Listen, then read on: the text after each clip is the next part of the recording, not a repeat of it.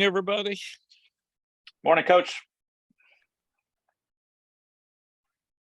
Hate to follow Power and Javari every Wednesday. They're smarter than I am, so it puts pressure on you to do well. Mark, I'll get a few thoughts here and then answer questions. Sounds great. Thank you. Practice has been good. Really excited about the energy.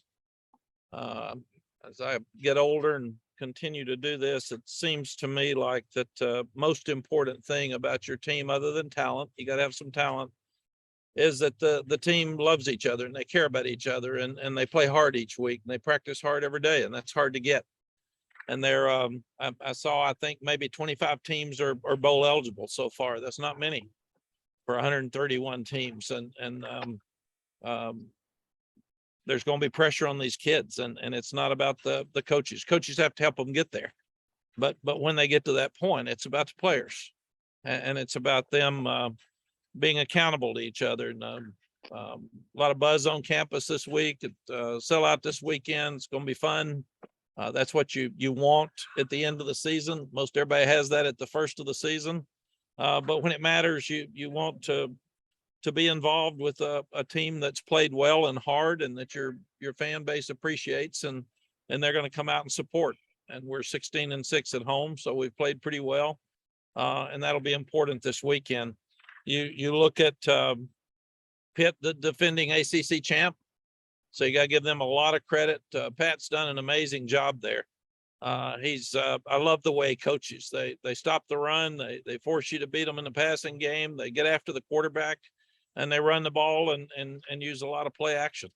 And they're really, really well coached in the in special teams. So I admire Pat and how he coaches, and I admire how hard they play and how tough and physical they are. So it'll be a great challenge for us this weekend to see if we can match their intensity and their toughness and do the things they do. But he's a great coach and done an amazing job at Pitt.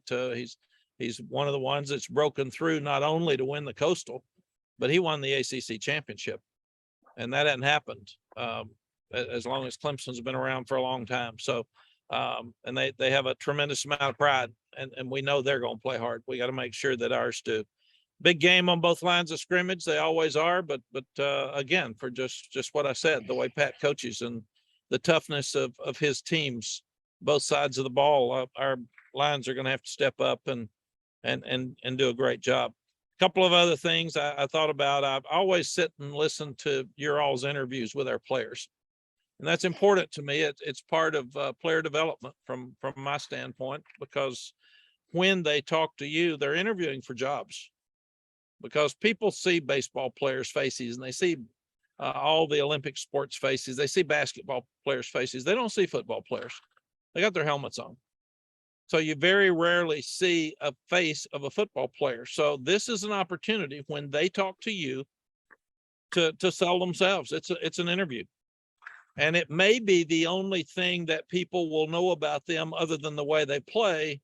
And these kids are so well spoken. I sat there and listened to all the interviews last night, and Josh Downs and Antoine Green, Elijah Green, and Drake May, and Kevin Hester, and Cedric Gray, and then these two today, and they're so well spoken. And you all hit them with the same questions you hit me with, and I'm just amazed at how well they answer them. And I'm proud of that.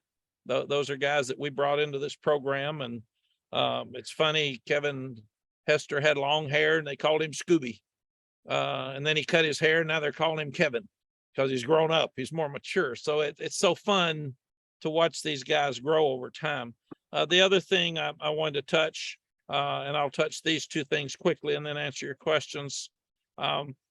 Sitting there all weekend watching games, analytics are being talked about a whole lot. It's really interesting to see what's happened in all levels of football. But number one, you've got some people who go by the book. And they're going to do exactly what that book says regardless. And they're going for it on the -31 on 4th and 1. And you can tell who's doing that. And they don't take any time. They're going by the book. Then you've got some people like us that read the book, listen to the book, and then go with your gut and go with the game and feel whatever's happening at the time you need to do, you do. And then you've got some people who don't read the book, don't know about analytics, don't care. They're going to be who they are and who they've always been, and it doesn't matter at all. I do think from a positive standpoint that the analytics have helped us be more aggressive. We're not going to be crazy, but we've got to be more aggressive. And that's something that has helped our offense. Defensively, people are going for fourth downs more.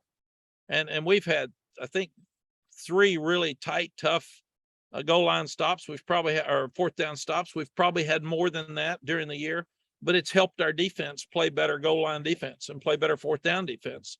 Because when you know people are going to go for it more, you're going to work on it more in practice, because that's just the nature of the game as you go through. And the other thing that is so important in coaching, and we all talk about so much, is time management.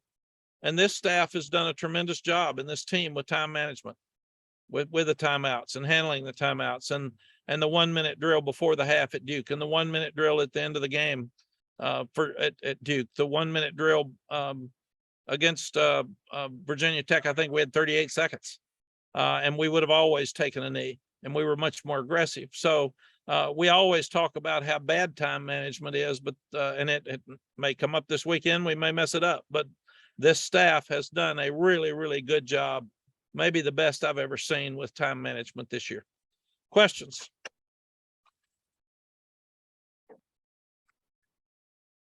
No questions, Mark. That's good. See you all. I know. They're slow today. Ross Martin, lead us off. Go ahead. Hey, Mac, I was wondering what you've seen from Kevin Hester, stepping into a little bit bigger role, a bit more important role with Ray out, leadership wise or just performance wise from Hester.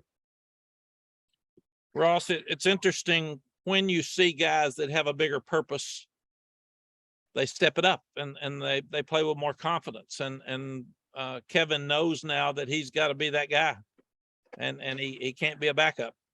He can't be a guy that goes in when Ray's tired.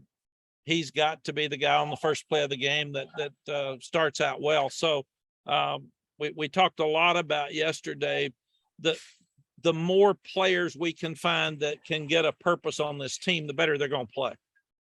Elijah Green, just listening to him talk to you all last night, Elijah Green was a scout team running back, and he was finding a role with a broken thumb on special teams because he wanted to help the team, but he had a purpose. And special teams became his purpose.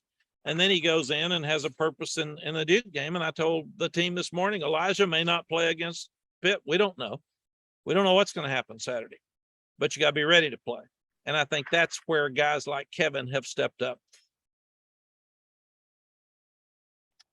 Let's go over to Luciana. Hey, Coach. I hope you're doing great, and thanks for your time.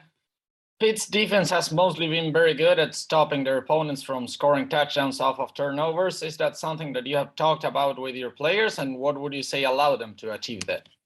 Yes, Luciano, Pitt is really good at stopping the run.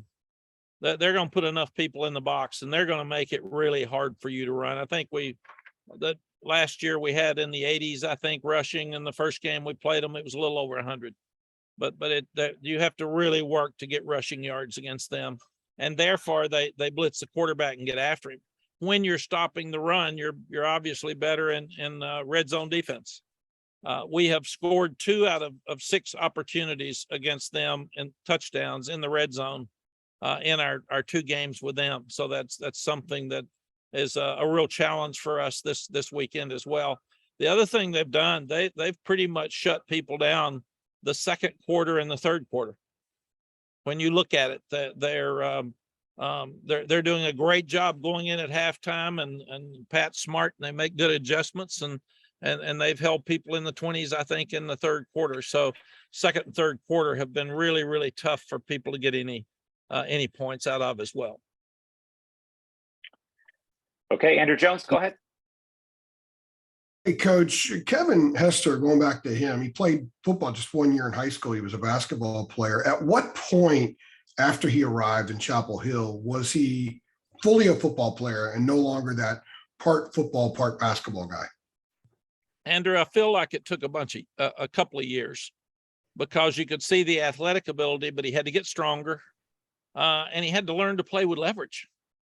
You know, he was a basketball player, and it was our first year, and we took a total chance on him. I think he had committed to Tulane, but he was a big body that could really run and athletic, and he's just gotten better and better and better. And the thing about those big bodies, normally it takes them longer to play than the skill guys, because you're taking an 18-year-old and playing him against a 22-year-old in many cases, and the strength differential makes the biggest difference. But there's never been any question that he would be a really good player, and now he has stepped into that role of being a starter. He played a lot more snaps in the Duke game than he had in any previous game. And he actually joked with us yesterday about how he felt different the next day. What was his performance like in those additional 20 or so snaps than what he had been getting before when you guys graded him out on film? Well, he played really, really well, and Miami wasn't running the ball as much. Duke just tried to run the ball and be really physical. So we knew that they would cut the number of snaps for the game. They would cut our number of possessions because they were trying to keep the ball, and Pitt will do the same. I think Pitt's like 9th in the country in time of possession. So we'll have to really look at rotation with our big guys this weekend on defense as well. But that's why we didn't feel like he should come out of the game. Thank you. Appreciate that. Thank you. Adam Smith, go ahead. Hey, Mac. I wanted to ask you, well, you touched on it in your opening. You were talking about a team loving each other, a team caring about each other. And I was curious if your connection to this team, it seems like that's something that's real and you can feel as these weeks have gone on.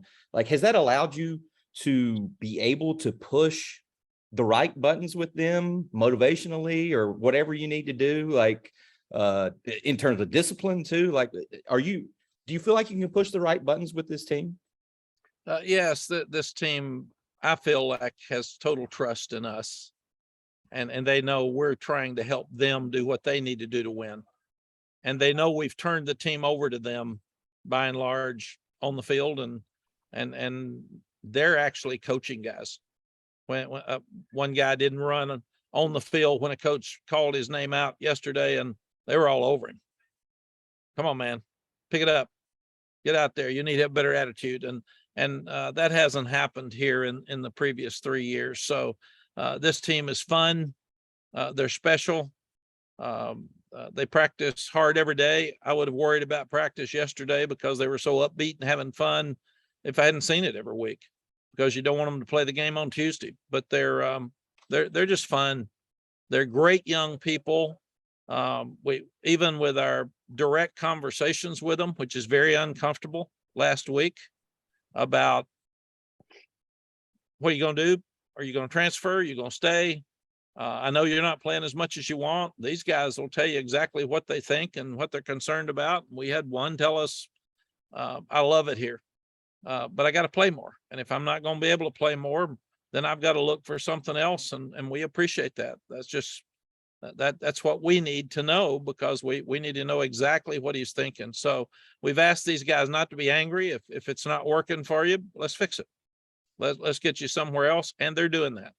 And I think, Adam, that's what you appreciate so much. And I don't know the exact number, but I saw this morning that maybe 25 teams are bowl eligible at this point out of 131. That's not many when you think about it. So these guys have accomplished a lot. And unlike so many times in my career, you're always coaching them and worried about them. I'm pulling for these guys because these guys are fun and they're giving us everything they've got. So I want them to reap the benefits out of it. Would you like to go ahead and tell us who that guy was that told you he needed to play more? I mean, it's fine. No, but you could pick probably 50, very honestly, out of 120 or 85 scholarship guys. I think we have 79 or something scholarship guys now. We don't even have 85.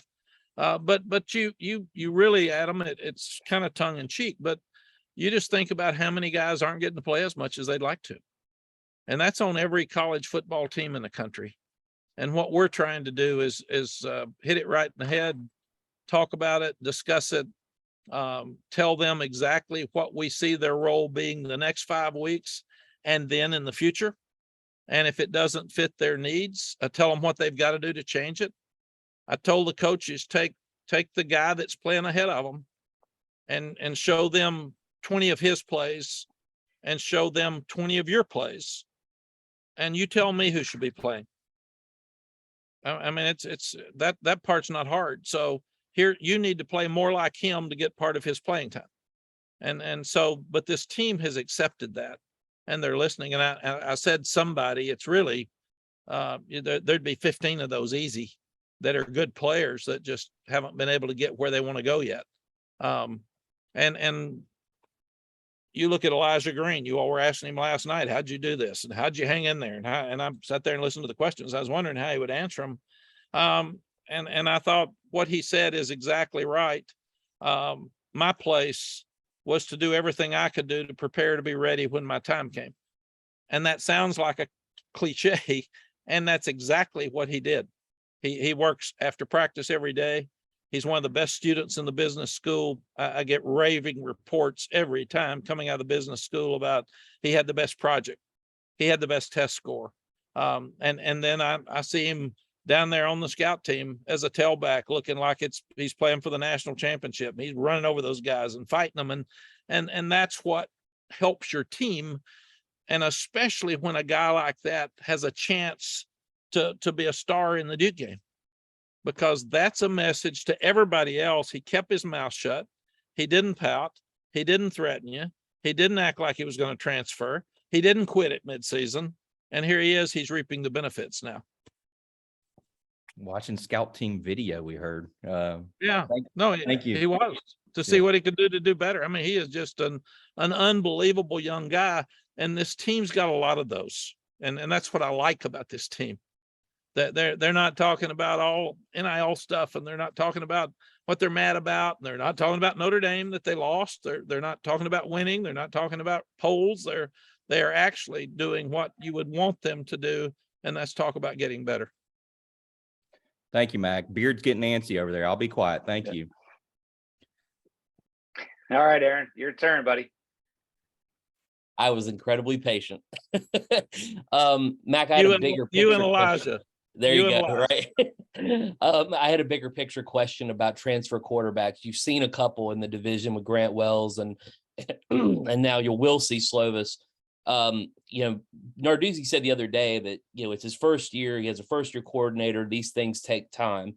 And, both guys have had some ups and downs as they've settled in at new places. We have seen examples in the conference like Jordan Travis and Jerkovich at BC, where guys have had some time to kind of figure things out and get themselves established. I'm curious from your standpoint, do you think that there's more pressure or additional pressure on a transfer quarterback because people expect, well, they've got experience somewhere else many times. If they've played somewhere else, they should be ready to go.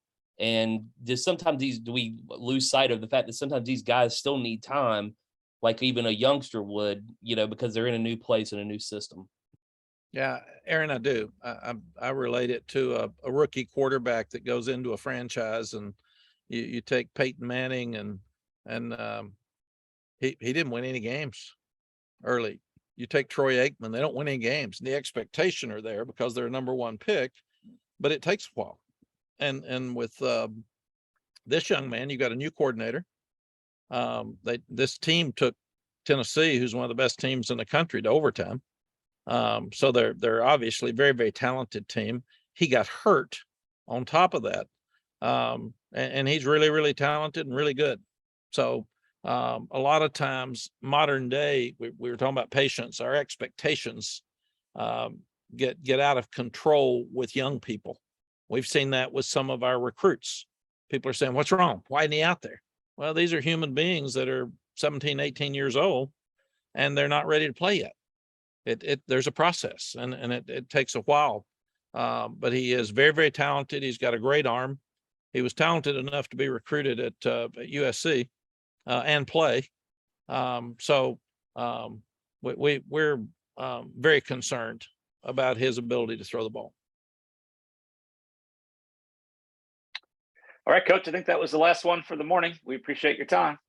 Thank you, folks. Have a great week, and we'll see you Saturday night.